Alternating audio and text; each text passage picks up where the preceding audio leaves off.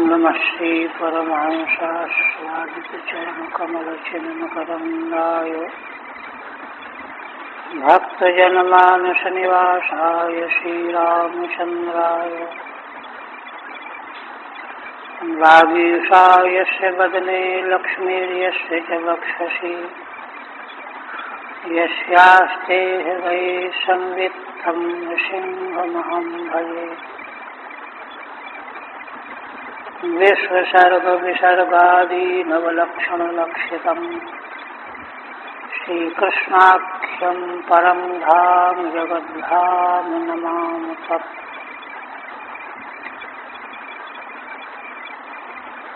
परम आदरणीय यति वृंद,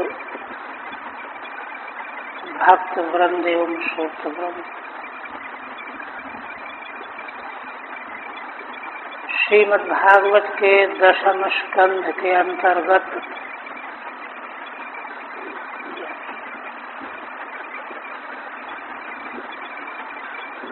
पंचम अध्याय में श्री भगवान का महान उत्सव मनाया गया गोकुल।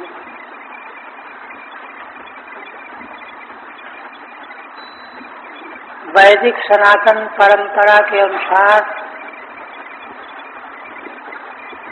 लोक व्यवहार के सारे क्रियाकलाप दैवी शक्तियों की आराधना से प्रारंभ होते हैं और सभी उत्सवानंदों में भगवान की पूजा आराधना चिंतन किया जाता है। तो ब्राह्मणों के द्वारा स्वस्ति वाचन से लेकर समग्र देव पूजन, पितरों का पूजन यह संपन्न होकर के सभी नर नारी एकत्र होकर के भगवान के मंगलमय जन्मोत्सव के उल्लास में सम्मिलित हुए। महामना नंद जी ने ब्राह्मणों को खूब दान दक्षिणा दी। अन्य कलाकारों को, सूत मागध बंदी जनों को उनकी इच्छा के अनुसार संतृप्त किया।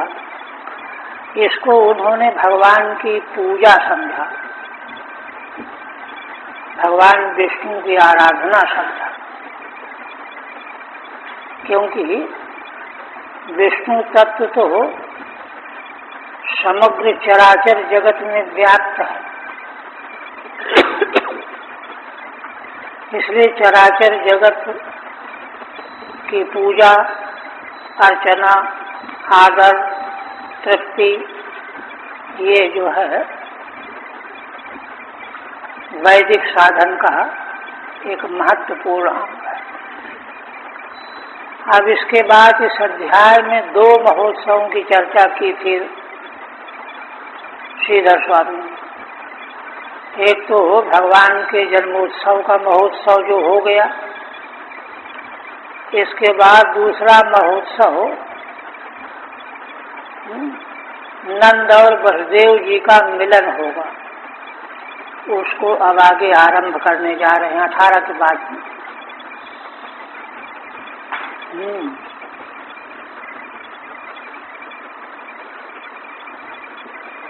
गोपान गोकुल रक्षायां निरूप्य मथुरां गतः नंदः कंसस्य वार्षिक्यं करं दातुं कुरुद्वः।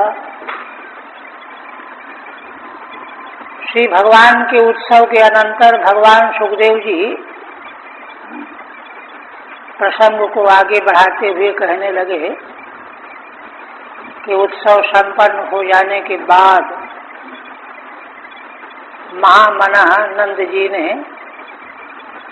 गोपजनों को रक्षा का भार सौंप दिया, गोकुल का ब्रज का, कि भाई ध्यान रखना।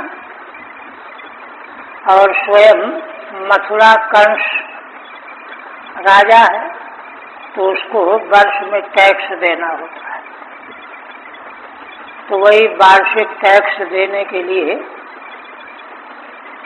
कई अनुयायियों को साथ में लेकर के चल पड़े।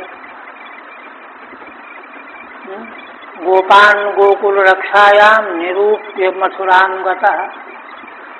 गोकुल माने गौओं का कुल, गौओं का बहुत जो है वहाँ चारों ओर गौशाला, तो उनकी रक्षा का भार सौंप करके कंस को वर्ष में जो टैक्स दिया जाता है वह देने के लिए गए। वार्षिक्यम प्रतिवर्षम देयम। श्रीधर स्वामी व्याख्या करते हैं, प्रतिवर्ष जो टैक्स देना होता है प्रजा को, जैसे दुकानदार लोग टैक्स देते हैं, किराए देते हैं, ऐसे राजा को टैक्स देना होता है, वही देने के लिए गए।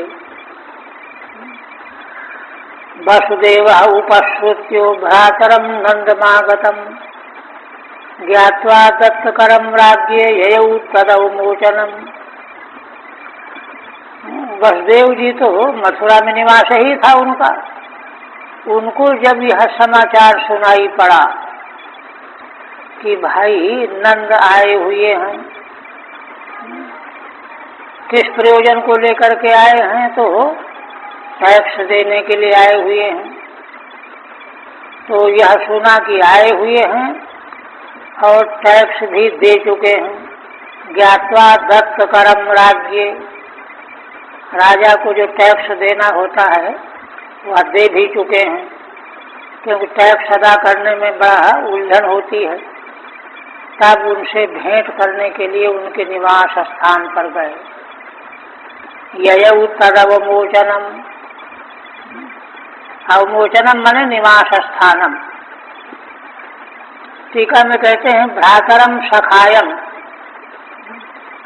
वसुदेव जी और नंद जी दोनों मित्र हैं, सखा हैं। उनको जब पता चला कि नंद जी आए हुए हैं, टैक्स दे चुके हैं, तो उनके स्थान पर स्वयं मिलने के लिए चले गए।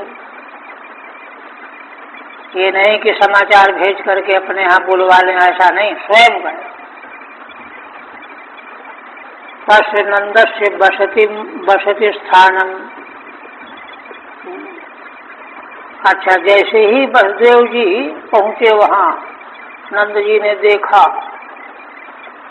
तम दृष्ट्वा सहसोत्थायो देह प्राणमिवागतम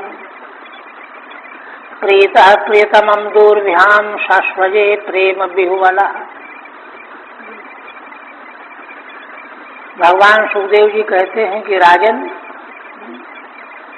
जैसे ही नंद जी ने देखा कि वसुदेव जी मिलने के लिए आए हुए हैं, आ रहे हैं, सहसा उठ खड़े हुए, दौड़ पड़े, जैसे प्राणहीन देह में प्राण आ गए हों। प्राणम आगतम देहम प्राणमेव यथा देह,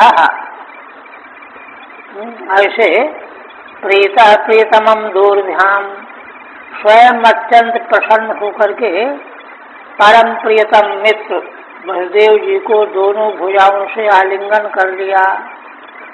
दूरभ्याम शाश्वजे प्रेम बिहुवला, प्रेम से बिहुवल होकर के आलिंगन कर लिया नंद जी ने। टीका नहीं। पूजितः सुखमासीनः प्रस्वानामयमाद्रुतः प्रसप्तभी स्वात्मजयोः इदमाह वृषांपते। नंद जी ने खूब पूजन किया, सत्कार किया वसुदेव जी का। जब सुखपूर्वक बैठ गए, आसन डाल दिया गया। प्रस्वानामयम आद्रतः, और उनसे अनामय पूछा गया, सब ठीक ठाक है घर पर। खूब आदर किया गया। तब प्रसप्तधी स्वात्मजयोः इदमाह वृषांपते। श्री वसुदेव जी का चित्त अपने दोनों पुत्रों पर भी लगा हुआ था। स्वात्मजयो प्रसक्त भी, भगवान श्री कृष्ण और बलराम दोनों अपने पुत्रों के प्रति उनका चित्त लगा हुआ था, आसक्त था। तो इसलिए उनसे पूछने लगे, प्रश्न करने लगे। क्या पूछते हैं देखिए। दृष्ट्या भ्रातः प्रवयसः इदानीम अप्रजस्यते। देखिए, जानते हैं कि श्री कृष्ण बलराम मेरे पुत्र हैं, किंतु संसार को किसी को पता नहीं है, स्वयं नंद जी को पता नहीं है।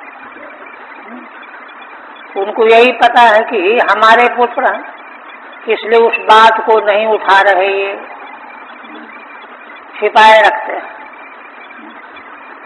जब भगवान ने ही यह लीला इस प्रकार की रची, तो भगवान जैसी लीला कर रहे हैं करने दे। तो क्या कहते हैं, दृष्ट्या भ्रातः प्रवयसः इदानीम अप्रजस्यते। बलदेव जी कहते हैं कि हे भाई नंद,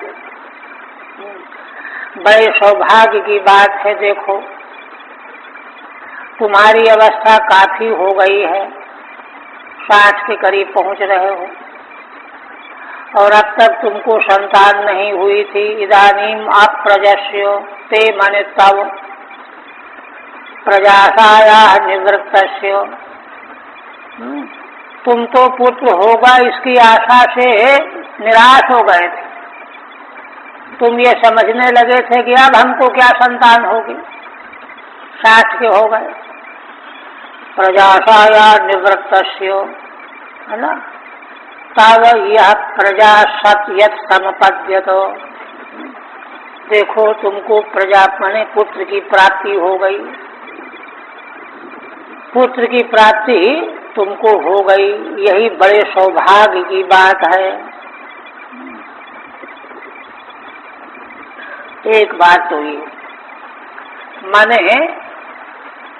यह जानते हुए भी कि ये मेरे पुत्र हैं, किंतु नंद बाबा नहीं जानते, ये तो अपना पुत्र जानते हैं। तो भी जो है उनके सौभाग्य की सराहना कर रहे हैं, उनको और अधिक आनंदित करने के लिए, प्रसन्न करने के लिए। एक ये दूसरी बात है कि और कह रहे हैं क्या, दृष्ट्या संसार चक्रेस्मिन् वर्तमानः पुनर्भवः उपलब्धो भवानद्यो दुर्लभम प्रिय दर्शनम। दूसरी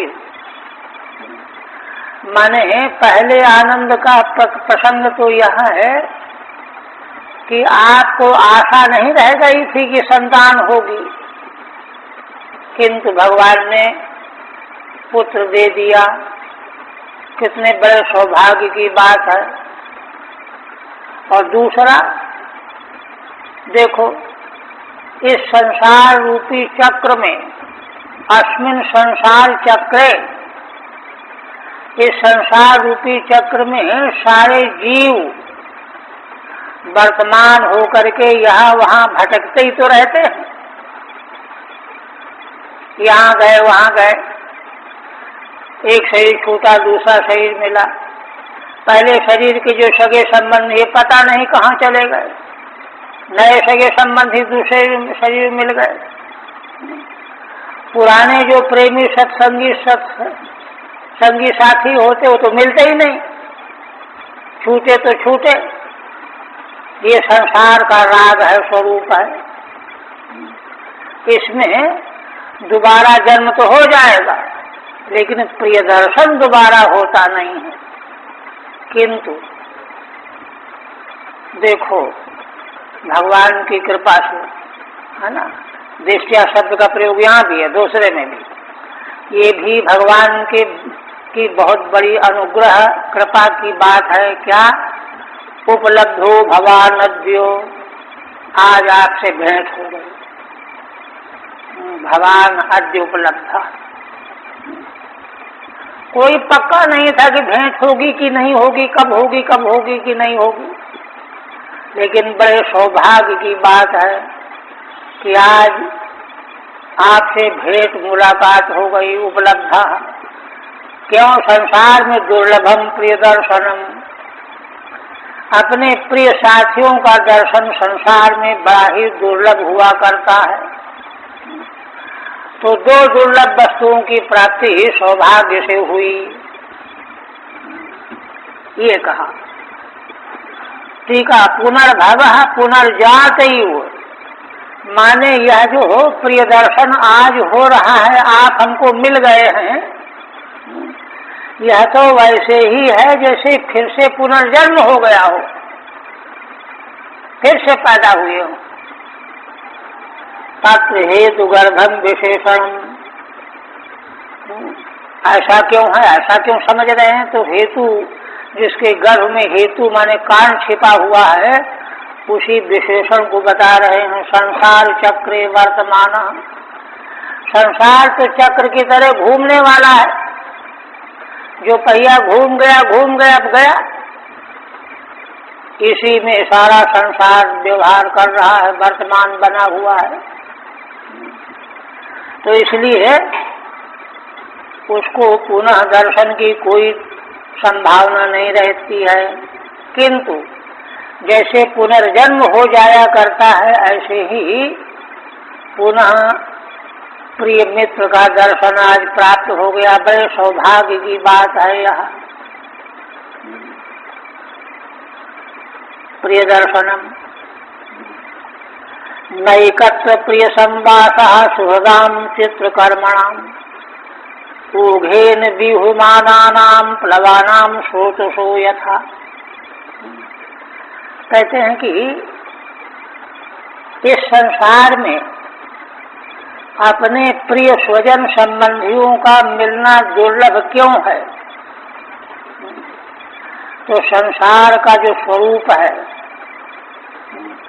जो उसका प्रवाह का जो ढंग है, नियम है, उसको बता करके दुर्लभता व्यक्त कर रहे हैं। क्या? नैकत्र प्रिय संवासः सुहृदाम चित्रकर्मणाम, सुहृद माने हितैषी, बिना किसी प्रयोजन के दूसरे के प्रति हित बुद्धि रखने वाले, प्रत्युपकार निरपेक्ष जो हित चिंतक है, वह सुहृद कहा जाता है। सुष्ठु हृदय यश, शोभन हृदय वाला, शोभन हृदय वाले सन्मित्र है ना। तो उनका एक जगह पर संवास, एक जगह निवास जो है, एक जगह रहता नहीं है। क्यों नहीं रहता है? तो चित्रकर्मणाम, क्योंकि उनके दोनों प्रियों के, मित्रों के, एक दूसरे के दोनों प्रिय हैं, चाहे चार छह हैं तो सब प्रिय हैं एक दूसरे को। उनके कर्म अलग अलग प्रकार के होते हैं। चित्रकर्मणाम, अनेक प्रकार के उनके कर्म होते हैं, और उन कर्मों के फलस्वरूप ही उनको देह मिलता है, और देह के साथ साथ आयु भोग, योग दर्शन का सूत्र है। कर्म विपाक मौजूद रहने पर सति मूले तद विपाको जात्यायुर्भोगा। सति मूले, मूल के रहने पर, मूल क्या है? पूर्व कर्म, तीन प्रकार के, शुभ कर्म, अशुभ कर्म, मिश्रित कर्म, यही मूल है। इसी से कर्म विपाक पैदा होता है। तो सति मूले तद विपाको, मूल रहने पर उसका विपाक होता है। विपाक माने अवश्यम भावी परिणाम। वह किस रूप में आता है सामने? जात्यायुर्भोगा, जन्म, आयु और सुख दुख भोग, तीन रूपों में यह अवश्य प्रकट होता है। तो चूंकि सभी जीवों के कर्म अनेक प्रकार के हैं, विविध प्रकार के हैं, तो इसलिए उनसे उत्पन्न होने वाला कर्म विभाग भी विविध दिशाओं की ओर ले जाने वाला है। उनके जन्म, आयु और सुख दुख भोग ये विविध प्रकार के होने हैं। इसलिए चित्रकर्मणाम सुहृदाम ऊघेन विह्यमानानाम प्लवानाम स्रोतसो यथा दृष्टांत देते हैं। कहते हैं देखो, किसी नदी की जलधारा प्रवाह के वेग में स्रोतसः ओघेन माने वेगेन, नदी की धारा के वेग से व्यूहमानानाम प्लवानाम बहने वाले तिनके आदि काष्ठ के टुकड़े बह रहे हैं नदी में, तिनके बह रहे हैं, अथवा प्लव माने नाव बह रही है। हाँ, तो नाव बह रही तो वह भी नदी की प्रखर धारा में बह जाती है। तो यथा स्रोतसः ओघेन व्यूहमानानाम प्लवानाम एकत्र संवासः न भवति, एक जगह स्थिति नहीं रहती है, ऐसे ही प्रियजनों की बात है संसार में। दुर्लभत्वमेवा, उसी दुर्लभता को कहते हैं नैकत्रेति। प्रियश्चासौ संवासस्य प्रिय संवासः, कर्मधारय समास कर रहे हैं। प्रिय संवास माने जिनके साथ में एक जगह रहना अच्छा लगता है, प्रिय संवास। यह एक जगह बनता नहीं है। हे प्रियेति वा, अथवा प्रिय शब्द को अलग कर दीजिए, संबोधन बना दीजिए, हे प्रिय, नंद जी के लिए संबोधन है। प्रियेति वा स्रोतसः वेगेन नियमानानाम प्लवन्तीति प्लवाः, है ना, जल की धारा के वेग से बहाए जाने वाले जो प्लव हैं, तृण काष्ठादयः, जो बहने वाले जलधारा में तिनके हैं, काष्ठ आदि हैं, तेषाम यथैकत्र स्थितिर् नास्ति, वे जैसे एक जगह स्थित नहीं रह सकते, यहाँ से वहाँ, वहाँ से वहाँ बहते ही जाएंगे। इसी प्रकार से, है ना, प्रियजनों के साथ एक जगह पर बहुत समय तक संवाद संभव नहीं है, दुर्लभ है। फिर कहते हैं, अब यह सब बातें करके देखिए इस प्रकार की मैत्री। यहाँ देखिए एक बात जो है, जो समझने की है, वसुदेव जी और नंद जी में जो यह मैत्री है, मैत्री भावना जो है धर्माचरण का फल है, परिणाम है। जो मनुष्य जिसके जीवन में जितना उच्च कोटि का धर्म होगा, उतना ही वह व्यवहारिक जगत में सबों से गहराई से प्रेम करने वाला होगा। और जिसकी दृष्टि में धर्म का महत्व नहीं है, केवल अपना उल्लू गांठना है, सीधा करना है, वहाँ ये बात नहीं होती, वहाँ धर्म ही नहीं है। और जहाँ धर्म नहीं है, वहाँ भगवान का स्पर्श मिले, भगवान पुत्र रूप में प्रकट हो,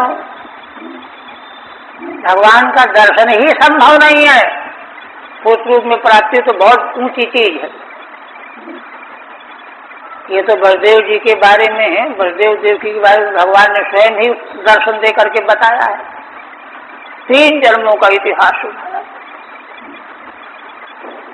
इतने पवित्र थे, कितना बड़ा तप किया।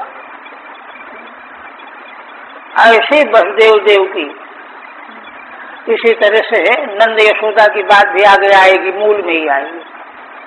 तो कहने का मतलब यह है कि महान धर्मनिष्ठ धर्मात्मा महान पुरुष है, उनमें इस प्रकार की प्रीति, इस प्रकार का प्रेम, अटूट मैत्री, जो एक दूसरे के लिए बेचैन थे, तभी तो बड़े व्यग्र होकर कह रहे हैं कि बड़ा सौभाग्य है कि दर्शन हो गया। क्या पता, व्यवहारिक लोक में, जगत में जीव जो हैं अपने अपने कर्म फल के भोग के चक्कर में कहाँ कहाँ भटकते रहते हैं। कोई ठिकाना? ये तो कह रहे हैं। माने सन्मित्र के दर्शन से जो आह्लाद आनंद आया तो पूरी स्मृति आ गई। तो उसका जो है वे आगे और भी देखिए, आगे चल करके वहां तो व्यक्ति रोए बिना रह नहीं सकता। नंद जी की वसुदेव जी की बातचीत आगे है, कुरुक्षेत्र में जहाँ भेंट हुई देवकी देवी ने, यशोदा जी की बातें हैं वहां, क्या क्या कहा उन्होंने। तो देखिए धर्मात्मा पुरुष जो हैं उनका व्यवहार कितना उत्कृष्ट होता है, संसार में उनकी स्थिति सबसे विलक्षण होती है, कितनी ऊंची होती है। तो ये सब चिंतन करने का अर्थ है कि हम लोग भी अपना जीवन इसी प्रकार का उत्कृष्ट बनावें, तब भगवान के दर्शन की संभावना बढ़ेगी। आप देखिए और क्या कहते हैं। अब अंतिम में समाचार पूछना है तो कहते हैं कि देखो क्वचित पशव्यम निरुजम भूर्यम तृणवीरुधम बृहद्वनम तदधुना यत्रास्ते स्वम सुहृद्व्रतः। हे मित्र, अब यह तो बताइए, आप जिस बृहद्वन, इसी महावन का ही नाम बृहद्वन है, गोकुल, तो जहाँ आप निवास कर रहे हैं, है ना, तब अधुना यत्र आश्रय, इस समय आप वहाँ रह रहे हैं, क्योंकि देखिए आगे सूचित किया गया है ना, गो पालन करने वाले इनका कोई पक्का नहीं है। आगे आया ना कि गोकुल छोड़ करके वृंदावन चले आए, लोगों गोपों ने बैठ करके मीटिंग की कि भाई राक्षस यहाँ बड़ा विघ्न कर रहे हैं और बालकों के पास बड़ा खतरा है, चलो यहाँ से छोड़ के चले चलते हैं। हम लोगों का क्या है, गौएं हमारा धन है और दो चार अर्तन बर्तन कपड़े लगते, बस चल पड़े। देखिए सात्विकता से हो तो जीवन क्या है, ऐसा जीवन हो, संसार की भूल भुलैया और केवल आराम की वस्तुएं इकट्ठा करने में, सुख भोगने में जो गर्त में डूबे हुए हैं,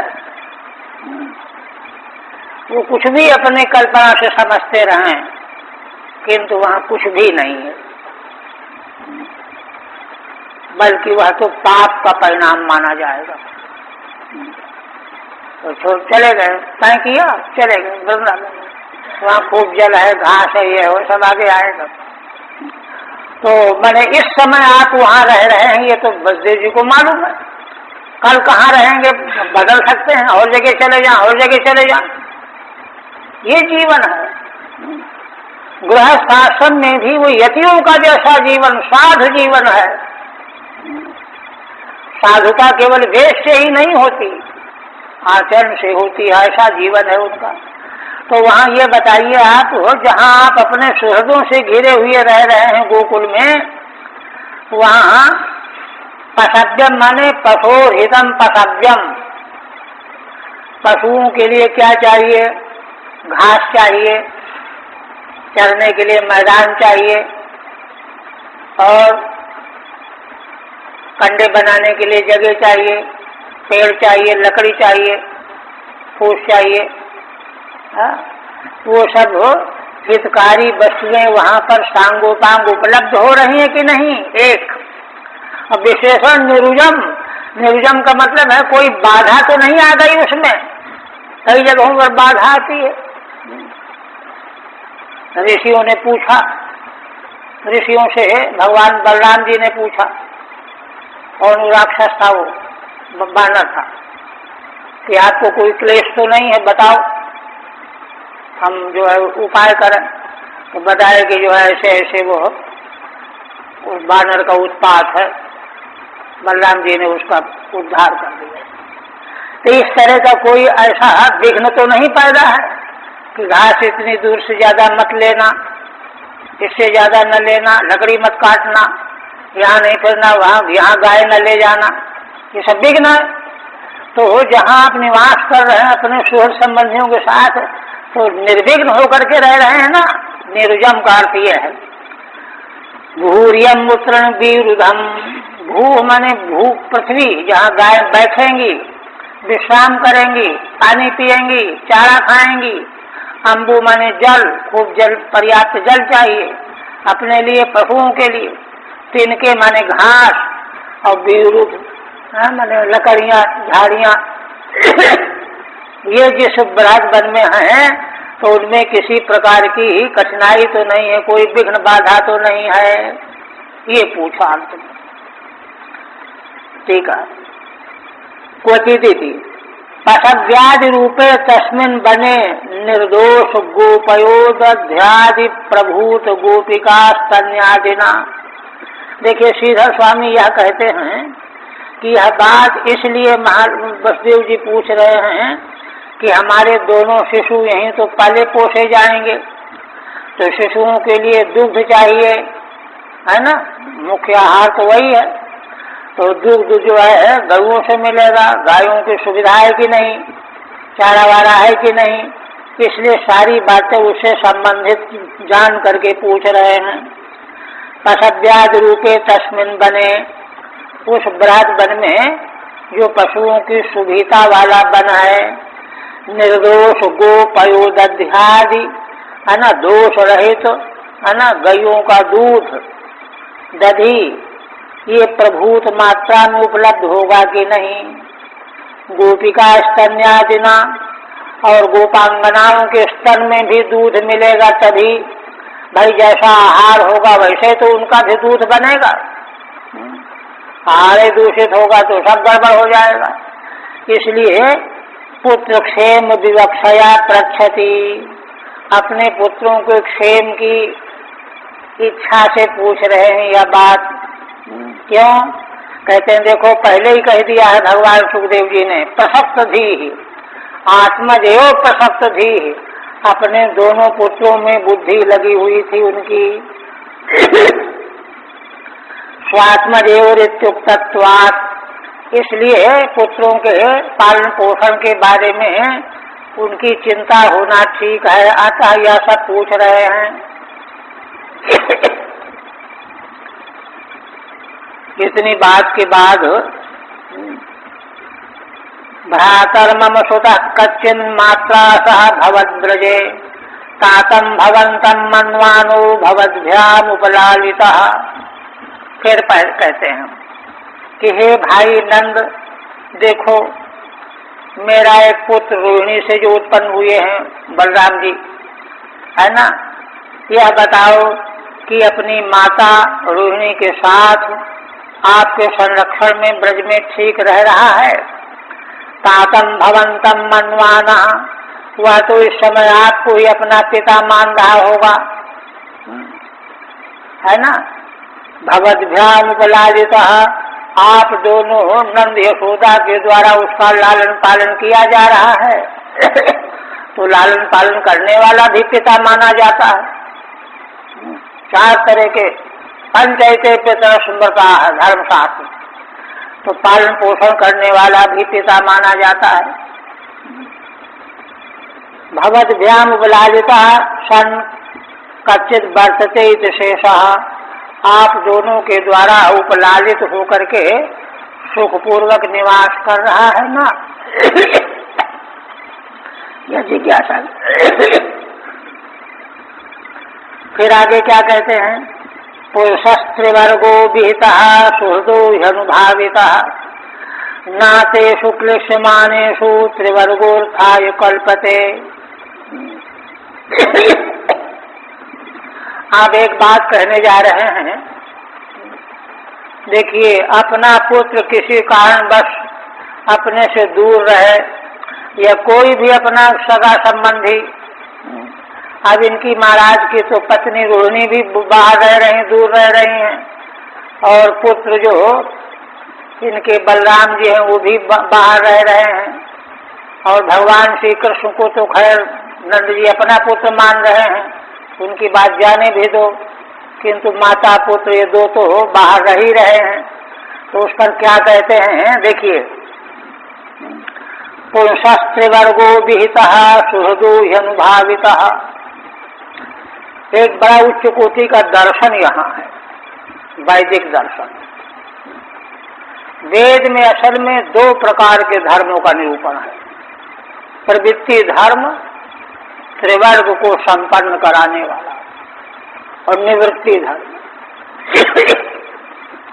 प्रवृत्ति धर्म से होता हुआ त्रिवर्ग की आकांक्षा से जब बाहर चला जाता है तब निवृत्ति की प्राप्ति होती है। तो भगवान ने, वेद भगवान ने प्रवृत्ति धर्म को जो है ज्यादा विस्तार से वर्णन किया है। कई बार हमने यहाँ सुनाया भी है, भगवान शंकराचार्य जी ने श्रीमद् भगवद गीता के उपोद्घात भाष्य में कहा है, प्रथम में ही, कि भगवान ने संसार को बनाया और बना करके उसकी रक्षा के लिए प्रवृत्ति निवृत्ति दोनों प्रकार का धर्म व्यक्त किया, प्रकट किया, क्योंकि दोनों प्रकार के धर्म के बिना संसार बच नहीं सकता।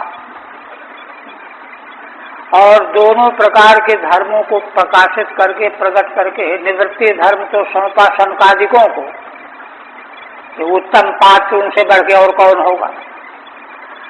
निवृत्ति धर्म को बना करके सौंपा मरीचि आदि ऋषियों को, घर गृहस्थी वाले को, ये कहा।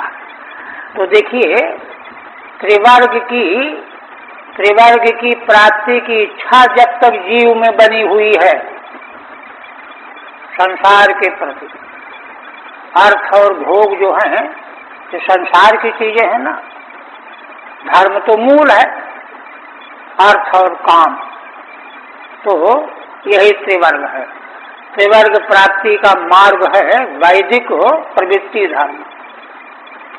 तो उसमें त्रिवर्ग प्राप्त हो करके विधि पूर्वक, तब उससे क्या होता है कि जीव पूरी तरह से तृप्त हो जाता है, तृप्त होकर के, शांत होकर के अविनाशी सुख की तब आकांक्षा जगती है। उसको मालूम पड़ जाता है कि अरे संसार के लोक लोकांतर के भोगों में तो कुछ है ही नहीं। परीक्ष लोकान कल्पितान ब्राह्मणों निर्वेद माया, निर्वेद उसको प्राप्त होता है। किंतु जब तक निर्वेद प्राप्त नहीं हुआ है, निर्वेद प्राप्त करने के लिए ही तो ये मार्ग है।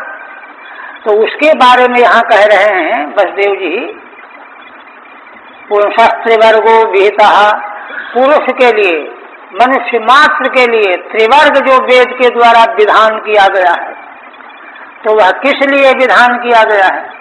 सुहृदो ह्यनुभावितः। तो इस तरह से विधान किया गया है कि पुरुष तीनों वर्ग त्रिवर्ग का सेवन करते समय अपने सुहृद हितैषी पत्नी पुत्र परिवार इन सबों के साथ में रहता हुआ त्रिवर्ग से, त्रिवर्ग को प्राप्त करके तृप्त हो, ये है तात्पर्य। ह्यनुभावितः न तेषु क्लेशमानेषु, अगर अपने ही परिवार में पत्नी या पुत्र कोई क्लेश भोग रहा है, साथ में रह ही नहीं रहा, देखिए निवास ही नहीं है, कोई कहीं पड़ा कोई कहीं पड़ा, तो वह त्रिवर्ग जो है किसी काम का नहीं है। किंतु भोगना तो इसलिए पड़ रहा है कि भाग्य ऐसा है, प्रारब्ध ऐसा है, कर्मों का प्रारब्ध कर्म ही ऐसा है, किंतु वह बहुत क्लेशदायक है। न तेषु क्लेशमानेषु, अगर अपने सुहृद लोग पत्नी पुत्र आदि अगर क्लेश उठा रहे हैं तो क्या है उस रखा है, क्या रखा उस त्रिवर्ग में? न तेषु क्लेशमानेषु त्रिवर्गोत्थाय कल्पते, वह त्रिवर्ग का भोग कभी भी तृप्ति देने वाला नहीं होगा। क्यों? तृप्ति इसलिए चाहिए कि जिससे वैराग्य की ओर जाए, मोक्ष की ओर जाए, मोक्ष की कामना जगे। मोक्ष की कामना तब जगेगी जब अपने सब संगी साथियों के सहित जो है त्रिवर्ग से तृप्त हो जाएगा। और जब तक उनको तृप्त नहीं बना पाया तब तक उसको मन में त्याग वैराग्य ही नहीं आवेगा, इसलिए उसको व्यर्थ कह रहे हैं। त्रिवर्गोर्थाय न कल्पते। टीका, पुत्र दर्शन क्लेशाना। कहते हैं देखो अब जैसे हम हैं, अब पुत्र हम अपने पास नहीं रख पा रहे हैं, तो पुत्र के दर्शन न होने का क्लेश क्या होता है उसको बता रहे हैं। कौन सा ही थी, सुहृदो बंधून प्रत्यनुभावित संपादितो यह त्रिवर्ग। अपने सगे संबंधी बंधुओं के साथ जो संपन्न किया जाने वाला त्रिवर्ग है, धर्म अर्थ और काम, सही पुरुषो विहित युक्त, वही पुरुष के लिए विहित और युक्त है, अकेला अकेला नहीं। शास्त्रेण व प्रोक्त, शास्त्र के द्वारा कहा गया है। न स्वमात्र पर्यवसिता, त्रिवर्ग केवल अपने एक व्यक्ति के लिए कभी भी नहीं है। इसीलिए घर गृहस्थी छोड़ने के बाद फिर अर्थ काम का कोई मतलब नहीं रह जाता है।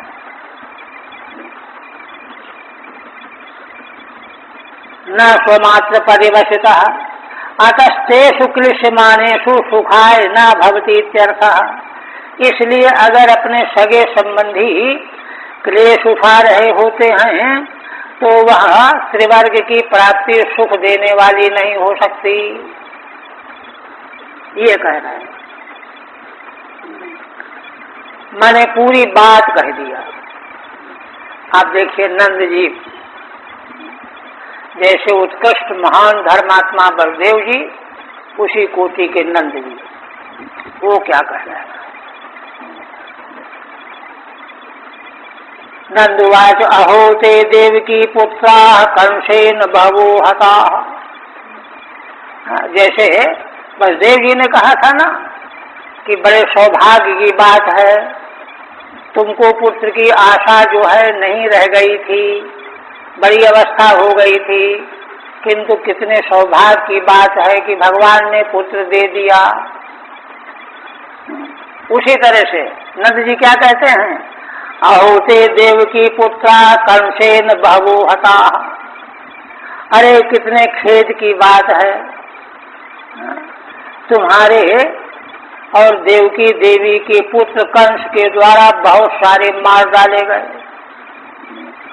और तो जाने दो, एकावशिष्टा वर्जा कन्या सापि दिवं गता। बेचारी एक कन्या सबसे छोटी अवस्था वाली बची हुई थी। वो भी जान रहे हैं कि ये कन्या उन्हीं की है। जैसे जैसे बलदेव जी ने कहा कि पुत्र तो यही जान रहे हैं नंद बाबा की पुत्र हमारा है, वैसे वो भी जान रहे हैं कि कन्या तो इन्हीं की थी। ये तो रहस्य है, भगवान और योग माया के अलावा और कौन जानता है। तो कहते हैं कि एकावशिष्टा वर्जा कन्या सापि दिवं गता। वह बेचारी एक सबसे छोटी कन्या बची हुई थी, वह भी स्वर्ग चली गई। नंदो वसुदेवम सांत्वयन्ना, क्योंकि अंतिम में उन्होंने पुत्र के वियोग का दुख व्यक्त किया ना, तो मित्र का कर्तव्य ये है कि दुख में मलहम लगावे। तो सांत्वना देते हुए कहते हैं अहोइति। फिर कहते हैं उस प्रकरण को उठा करके आप जो है समाधान कर रहे हैं, और समाधान बहुत ही उच्च कोटि का। क्या, नूनम हृदस्थ निष्ठोयम अदस्थ परमो जनः। हे मित्र, यह बिल्कुल निश्चित अकाट्य बात है। संसारी प्राणी जीव अदृष्ट के अधीन होता है। अदृष्ट निष्ठा अयम अदृष्ट परमः, अदृष्ट ही उसका नियामक है। वह जिस समय जन्म मिलने से लेकर के यावत जीवन पर्यंत अदृष्ट के अधीन रह करके जीव को जीवन यापन करना पड़ता है। अदृष्टम आत्मनस्तत्वम यो भेद न समूहयति। इसीलिए हे मित्र, जो है ना, अपना जो अपने जीवन का तत्व जो अदृष्ट है, इसकी गहराई को, इसके रहस्य को जो जान जाता है, फिर वह मोहित नहीं होता। क्यों? अदृष्ट तो अनिवार्य है, अकाट्य है ना, अपरिवर्तनीय है। ऐसा जब जान जाएगा तो फिर मोहित होना बंद हो जाएगा। न समूहयति। देखिए टीका में कहते हैं, आदृष्टे एव निष्ठा समाप्तिर्यशेषः। प्रत्येक जीव आदृष्ट को लेकर के जन्म लेता है और आदृष्ट तक ही जो है उसकी स्थिति रहती है, आदृष्ट के खत्म होते ही समाप्त हो जाता है। आदृष्ट के अधीन जीवन है सारा का सारा। यदैव पुत्राद सुख प्रदम अदृष्टम हीयते। खोलते हैं श्रीधर स्वामी, माने नंद जी क्या कहना चाहते हैं उसको ये खोल रहे हैं। श्रीधर स्वामी कहते हैं, देखो इसका मतलब क्या हुआ आदर्श निष्ठा का। जिस समय पुत्रादि का जो सुखप्रद आदर्श है वह क्षीण हो जाता है, हीन हो जाता है, नष्ट हो जाता है, तब क्या होता है? हीयते तदयुते पुत्रादयो न भव।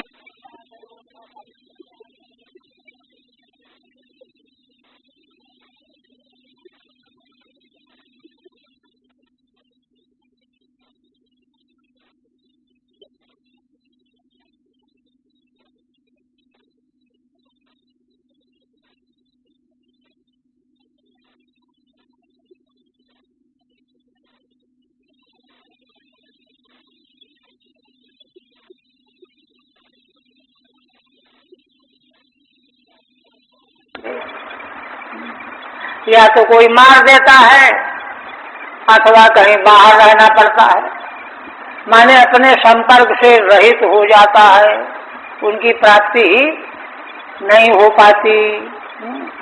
क्यों? आदर्श जो है ऐसा बन गया है। यह है बात। अच्छा, यह कहने का तात्पर्य क्या है? अदृष्ट परमः तथा अदृष्ट में परमम यस्य सह। अदृष्ट परम, देखिए 2 बार जो है दोहराया है। उसका मतलब क्या है कि जैसे अदृष्ट के अधीन पुत्र से वियोग, उसी तरह से पुत्र का संयोग भी अदृष्ट के अधीन है। नंद जी के कहने का तात्पर्य है कि जब अदृष्ट पुनः जागृत होगा तो फिर से पुत्र प्राप्त हो जाएगा, ये कहना चाहते हैं वो। अदृष्ट परमः तथा अदृष्ट में परमम यस्यो सह यद्यपि पुत्रादयो वियुक्ताः। खोलते हैं श्रीधर स्वामी, यद्यपि पुत्रादि आपसे वियुक्त हो गए हैं, 6 पुत्र तो मार डाले गए हैं और एक पुत्र जो है अन्यत्र रह रहा है, तथापि तान अदृष्टमेव पुनः संगमयति इत्यर्थः। किंतु उन पुत्रों को पुनः अदृष्ट फिर मिला देता है, संगति करा देता है। देखो 6 पुत्र भी भगवान से जब देवकी देवी मांगेंगी ना, हाँ, गुरु पुत्र ला करके दे दिया है तो भगवान ने ला करके दे दिया। ये अदृष्ट का फल। अदृष्ट के बल पर उनसे फिर संगति हो गई, फिर उनका दर्शन हो गया, है ना, तथा है ना, तो पुनः संगमयति इत्यर्थः।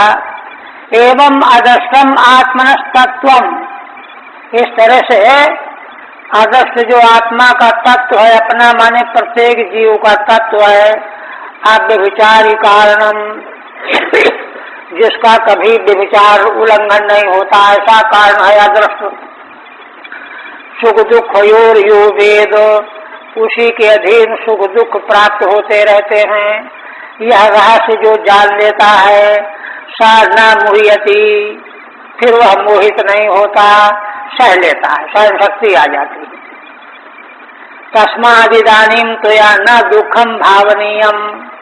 इसलिए हे मित्र, इस समय अदृष्ट का चिंतन करके आपको दुख की भावना नहीं बनानी चाहिए, करनी चाहिए। मृता नामपि विमुक्ता नामपि च कालांतरे दर्शन योगयो संभवात्। क्यों? जो मर गए हैं पुत्र या जो अपने से अलग हो गए हैं, वे दोनों प्रकार के पुत्र भी कालांतर में है ना दर्शन के योग को प्राप्त करने वाले हो सकते हैं।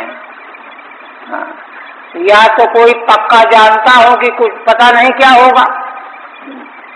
एक जगह आए तीसरे स्कंद में कहते हैं कि देखो, है ना,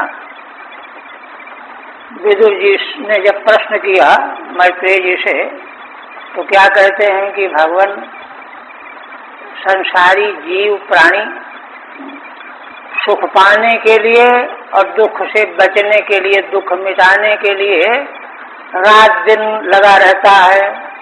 कायिक, वाचिक, मानसिक तीनों प्रकार के क्रियाकलापों में लगा रहता है, किंतु लगे लगे उसके करोड़ों जन्म बीत गए, ना तो सुख मिला और न दुख गया। सुख दुख ज्यों के त्यों ही बने हुए हैं, सुख मिल नहीं रहा और दुख जा नहीं रहा। तो होना ये चाहिए कि जब कोई प्रयत्न निष्फल होता दिखाई पड़े तो प्रयत्न को छोड़ो। किंतु विदुर जी प्रश्न कर रहे हैं कि करोड़ों जन्म बीत गए या देखते हुए, लेकिन जीव फिर भी उन प्रयत्नों में ही लगा हुआ है। अब आप बताइए कि उस जीव के उद्धार का क्या मार्ग है, ये प्रश्न है। आगे वहां विवेचन किया गया है कि असल में जैसे प्रयत्न न करने पर, न चाहने पर दुख छप्पर फाड़ करके आ जाता है, इसी तरह अदृष्ट बसात कुछ भी प्रयत्न न करने पर, बिल्कुल भी न चाहने पर भी सुख भी अपने आप आ जाएगा। यह विश्वास करना चाहिए अन्य व्यतिरेक से। माने इसको जीवन दर्शन कहते हैं। जीवन दर्शन की शिक्षा यह है कि जब एक जगह अन्य व्यतिरेक का नियम हम समझ रहे हैं, देख रहे हैं, तो उसको दूसरी जगह क्यों नहीं लगा रहे हैं, है ना। किंतु नहीं, है ना, दुख को तो उसको ढकेलते रह जा रहे हैं और सुख को खींचते चले जा रहे हैं, लेकिन न खींचने में सुख आ रहा है न दुख जा रहा है। ये समस्या है। तो कह रहे हैं कि दर्शन योगे संभवात अस्मदाद भिरपि कालांतरे तद वियोगे सत्यपीति नंदस्य दैवी वागेशा भाव सूचिका। देखिए श्रीधर स्वामी क्या कहते हैं। श्रीधर महाराज कहते हैं कि देखो मित्र बसदेव जी को, अस्मदादि भिरपि कालांतरे तद वियोगे सत्यपि। हम लोग भी माने बसदेव जी के दुख को, पुत्र के वियोग को अपना दुख मान रहे हैं। इसलिए ये नहीं कि आपको, हम लोगों को, जैसे हम वैसे आप आत्मीयता का अनुभव कर रहे हैं, अभेद मान रहे हैं। अस्मदादि भिरपि कालांतरे तद वियोगे, कालांतर में, है ना, तद वियोगे सत्यपि, जिनसे वियोग है वह वियोग होने पर भी, है ना, जो है हमको प्राप्ति हो सकती है। यह जो नंद की उक्ति है, नंद जी की उक्ति, तो कहते हैं नंदस्य दैवी वागेशा। यह नंद जी की दैवी वाक है, माने भगवान ही उनके मुख से कहलवा रहे हैं, भगवत वाणी है ना। भावी सूचिका, भविष्य को सूचित करने वाली है। आखिर अंत में जाकर के दोनों पुत्र इनको प्राप्त हो ही जाते हैं, और बल्कि उनको दुखी होना पड़ता है नंद यशोदा को। किंतु वो कोई मना थोड़े करते हैं कि हम नहीं देंगे, ये सब आगे आएगा व्यवहार। तो मैंने भावी जो सूचना देने वाली वाक्य हैं, यह उनके मुख से निकली। इसलिए नंद जो हैं महान पुरुष हैं, आप वसुदेव जी कहने लगे, अब उनको ध्यान आया कि खूब मिल लिए, आनंद आ गया, बातचीत हो गई, सुख दुख की चर्चा हो गई, एक दूसरे के सुख दुख को हम लोग समझ गए। कहने लगे, देखो करो वही वार्षिको दत्तो राज्य दृष्टा वयम च वहा।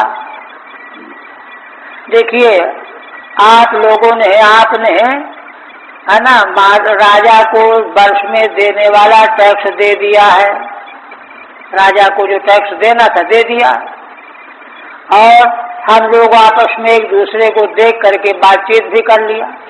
दृष्टा वयम च वहा, हमने आपको देखा, आपने हमको देखा, मित्र मित्र मिल भी लिए। अब यहाँ पर रहने का कोई प्रयोजन नहीं है। न स्थेयम बहुतिथम संत्युत्पाताश्च गोकुले।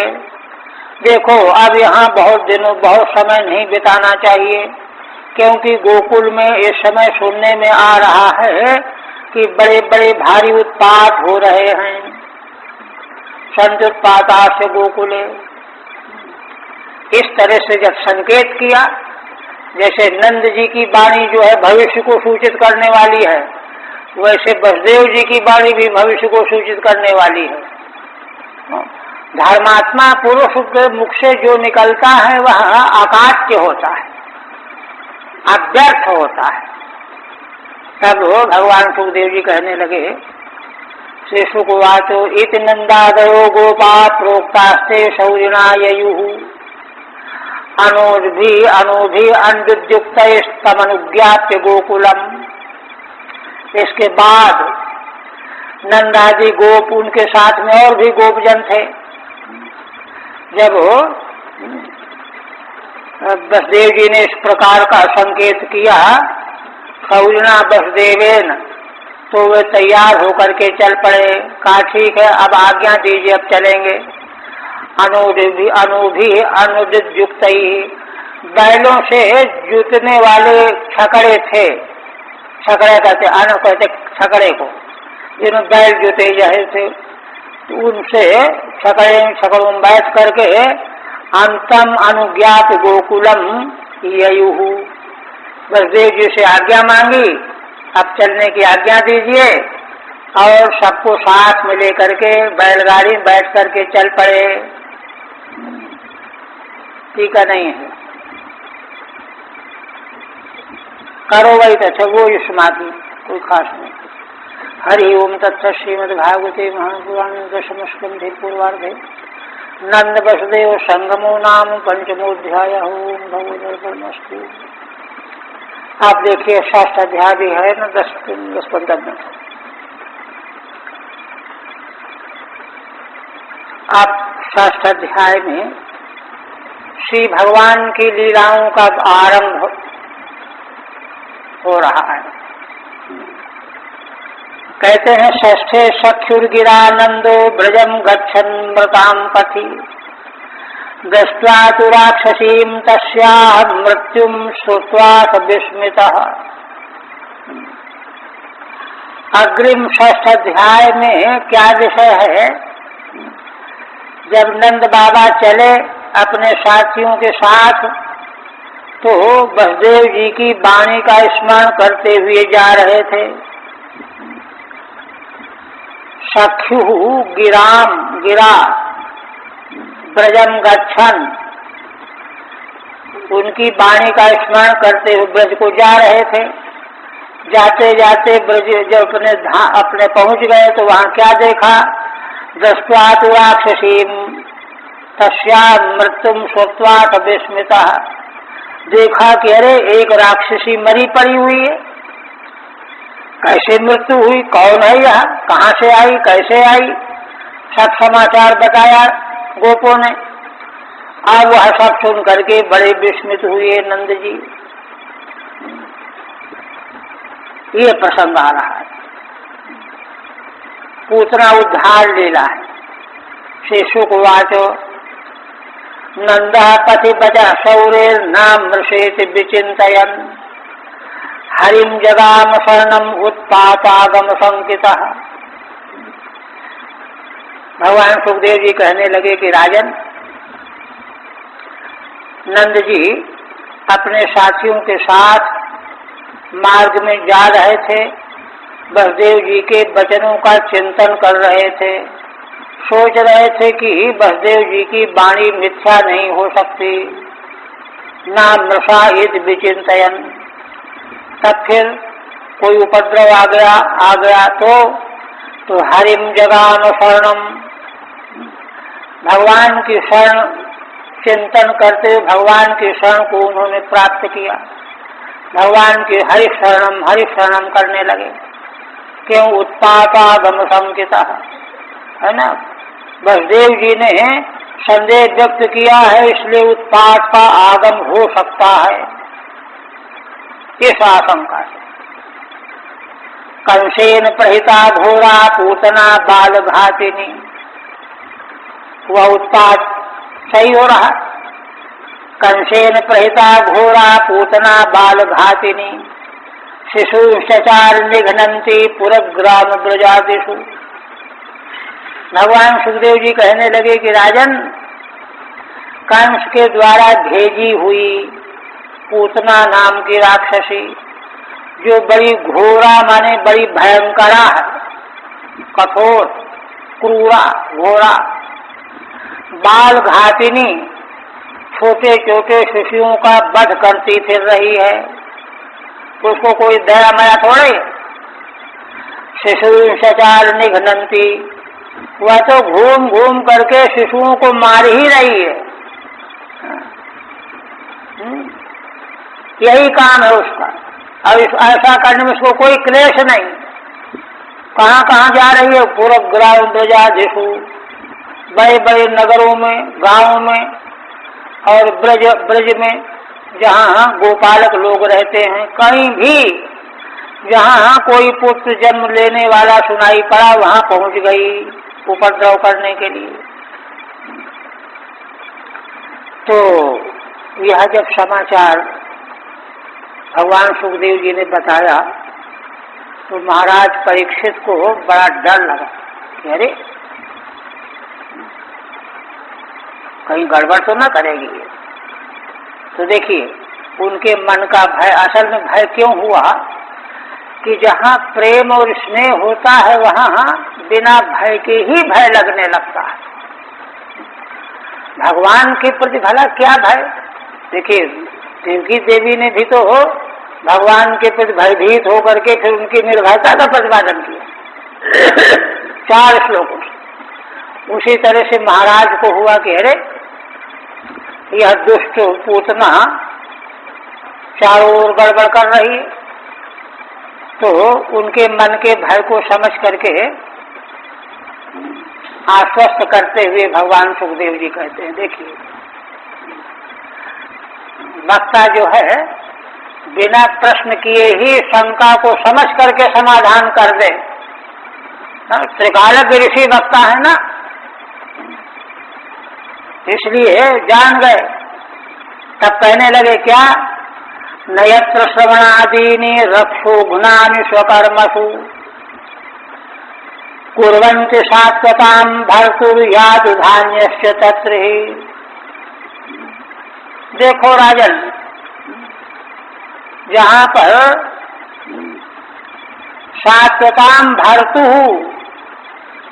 रक्षोघ्नानि श्रवणादीनि यत्र न कुर्वन्ति, जहाँ संसारी मनुष्य अपने कामों में धंधों में लगा हुआ, स्वकर्मसु, है ना, खेत में काम कर रहा है, दुकान में काम कर रहा है, नौकरी कर रहा है, अपने कर्मों में लगा हुआ है, किंतु जो प्रिय भक्तों के स्वामी भगवान का नाम कीर्तन श्रवण आदि कुछ नहीं कर रहा है, जो जरूर करना चाहिए, अवश्य करना चाहिए, वह नहीं कर रहा है। सात्वतां भर्तु रक्षोघ्नानि श्रवणादीनि, जो भगवान भक्तों के पालक हैं, रक्षक हैं, संरक्षक हैं, उनका नाम सुनना, उनका यश सुनना, उनकी महिमा सुनना, उनका नाम उच्चारण करना, है ना, उनकी महिमा को सुनना, इससे क्या होता है? राक्षसों का नाश होता है। देखिए, यहाँ व्यक्त किया जा रहा है कि अपने काम में लगे रहो, संसारी मनुष्यों को जो धंधे हैं, किंतु अपने कामों में लगे होते हुए भी, है ना, प्रिय भक्तों के पालक भगवान के मंगलमय नाम कीर्तन आदि भी में लगे रहो। जहाँ ऐसा नहीं होता है, वहाँ क्या होता है ना, याद धान्य तत्र ही, याद धानिया राक्षसियां, आगे और सब विघ्न बताएंगे, ये वहीं पर अपना काम करते हैं, वहीं सफल होते हैं, किंतु भगवान के नाम का जहाँ उच्चारण हो, भगवान का यश जहाँ गाया जा रहा होगा, वहाँ कोई यक्ष राक्षस विघ्न बाधा डाकिनी शाकिनी आदि आने की हिम्मत ही नहीं कर सकती। यह क्यों कह रहे हैं? या इसलिए कह रहे हैं कि देखो राजन, जिन भगवान के बारे में तुम डर रहे हो, चिंता कर रहे हो, वे भगवान तो अपने भक्तों के पालक हैं। उनका कोई नाम सुन ले, नाम ले ले, चिंतन कर ले, तो वहाँ कोई विघ्न बाधा ठहर नहीं सकती। फिर भला बताओ, उन्हीं भगवान पर विघ्न बाधा आके क्या करेगी? वहाँ तो कोई प्रसंग ही नहीं है। तुम जो है निश्चिंत रहो। तो ये भगवान सुखदेव जी ने संतुष्ट किया। ठीक है नहीं क्या? अच्छा, कृष्ण विषय संकमानम राजानम प्रति अतिशय प्रवृत्ता सयु मरिष्यति सूचयन्ना। देखिए, श्रीधर स्वामी भाव व्यक्त करते हैं, माने वाणी में क्या कहा जा रहा है। भगवान श्री कृष्ण के विषय में महाराज को शंका हो गई कि यह दुष्टा पूतना मारती फिर रही है बालकों को, शिशुओं को।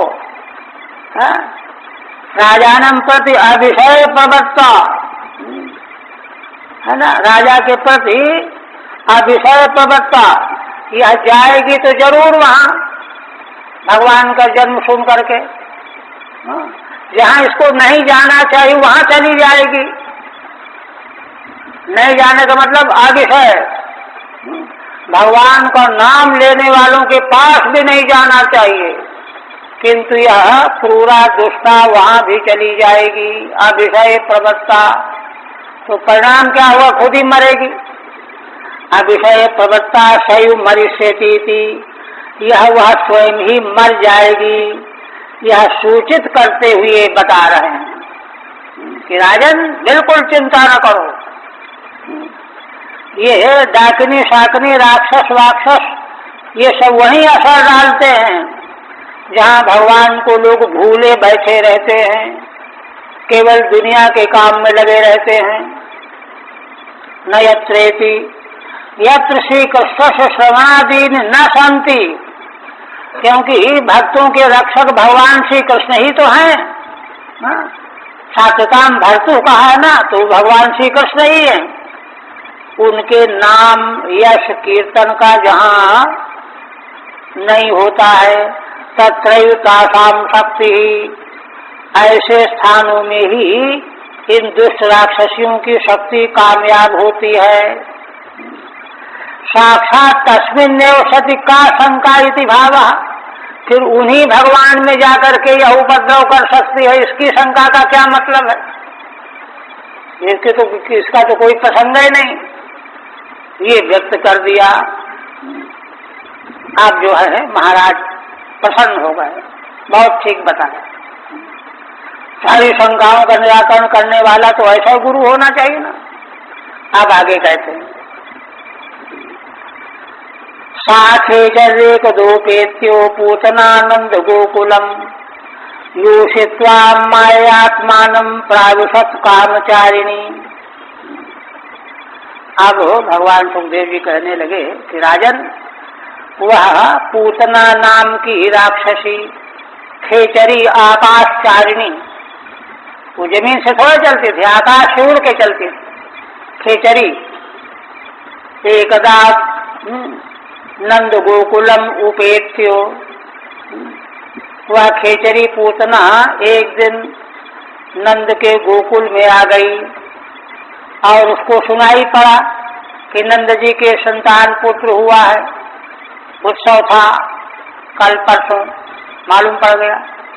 तो उसने क्या किया, योषित्वा मायात्मानम, माया से अपने को सुंदरी स्त्री बना लिया, छिपा लिया, जिससे कि यह न कोई जाने की राक्षसी है, पूतना है। मायात्मानम योषित्वा प्राविशत कामचारिणी, और प्रविष्ट हो गई। माया से वह जैसा चाहे वैसा रूप बनाने में सक्षम थी और कामचारिणी थी, जहाँ इच्छा हो वहीं चली जाए, उसको कोई लिहाज संकोच लज्जा आदि थोड़ी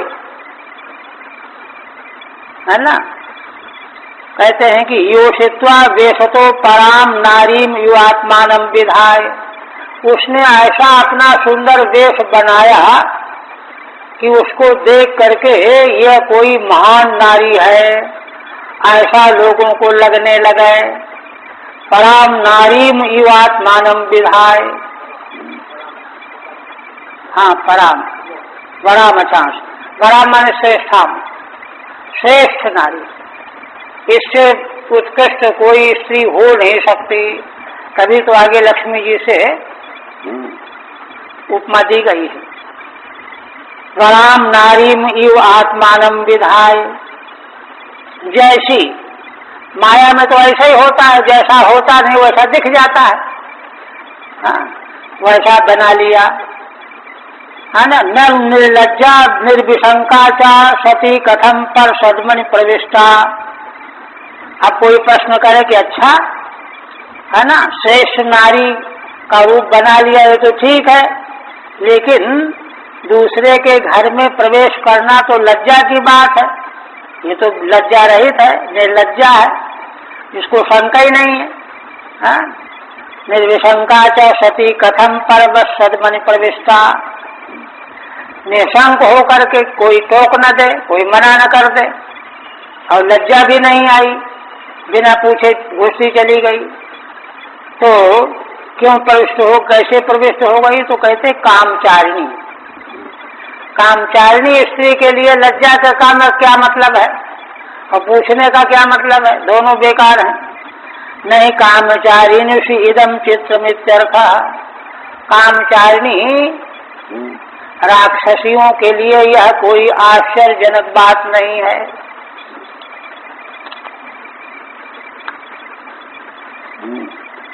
आप कहते हैं एक दो श्लोक करके फिर बंद करके, नहीं तो फिर प्रसंग जो है जब तक इसका उद्धार नहीं हो जाए तब तक फिर बंद नहीं कर सकते। आप कहते हैं कि ऐसा जब वेश बना करके वह नंद जी के घर में प्रविष्ट हुई तो उसको लोगों ने क्या समझा? ताम केश बंध व्यतिशक्त मल्लिकाम वृहन्नतम वस्तन कृच्छ मध्यमाम सुवास संकल्पित कर्णभूषण त्रिशूलशत कुंतल मंडिताननाम। दो श्लोकों के एक साथ अन्वय। बल्गुस्मितापांग विसर्ग वीक्षितैर मनोहरंतीम वनिताम भजौगसाम अमंसताम भोजकरेण रूपिणीम गोप्य श्रियम दृष्टमिवागताम सत्पतिम। भगवान सुखदेव जी पूतना कैसा अपना स्वरूप बना करके, श्रेष्ठ नारी का स्वरूप बना करके पहुंच गई गोकुल में। उसको देख करके क्या हुआ देखिए। ताम केश बंध व्यतिशक्त मल्लिकाम, उस पूतना को जिसने केशों के जूड़े में है ना मल्लिका के पुष्पों की माला गूंथ रखी है। एवं भूताम ताम पूतनाम, तृतीयांश सब उसी के विशेषण हैं, है ना। बृहन्नितंब स्तन कृच्छ मध्यमाम, जिसके नीचे के नितंब भाग और स्तन भाग बड़े बड़े वजनदार हैं, उनके बीच का मध्य कटी भाग जो है कमजोर है, कृच्छ है। कृच्छ है जिसका मध्यम भाग कमर का भाग।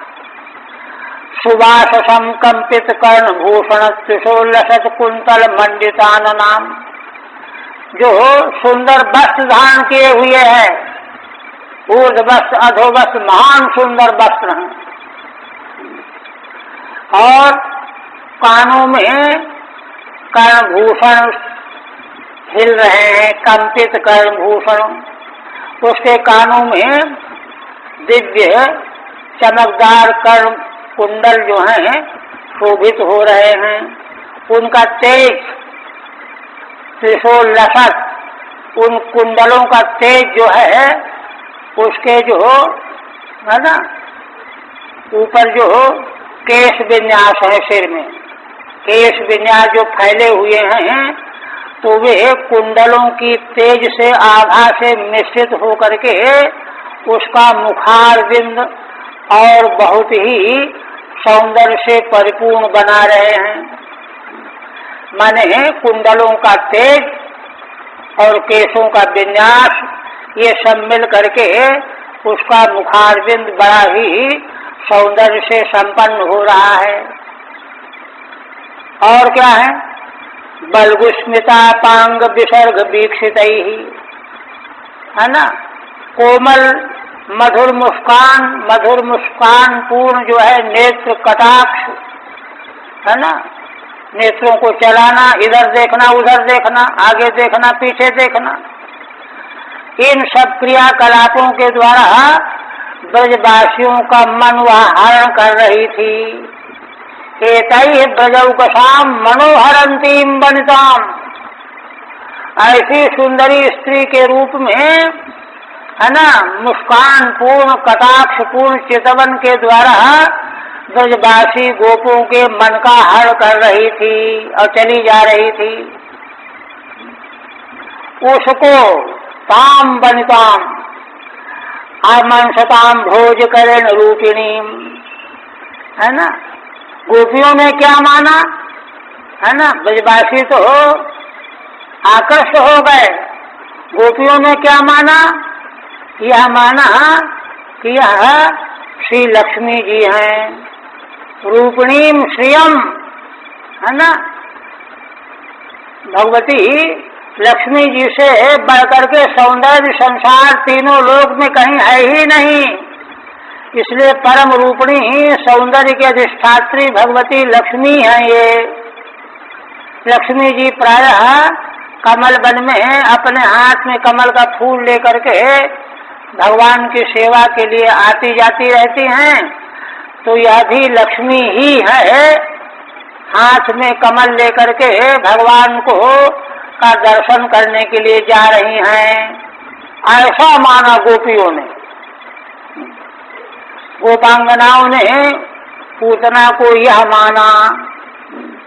टीका, ताम बलिताम पतिम द्रष्टुम आगताम अतिरूपवतीम श्रियमिव, उस सुंदर रूप बनी हुई पूतना को, है ना, पति को देखने के लिए आई हुई अत्यंत रूपशालिनी लक्ष्मी जी की तरह गोपियों ने माना। यह आगे वाले उत्तर माने 6वें श्लोक में अन्वय होगा।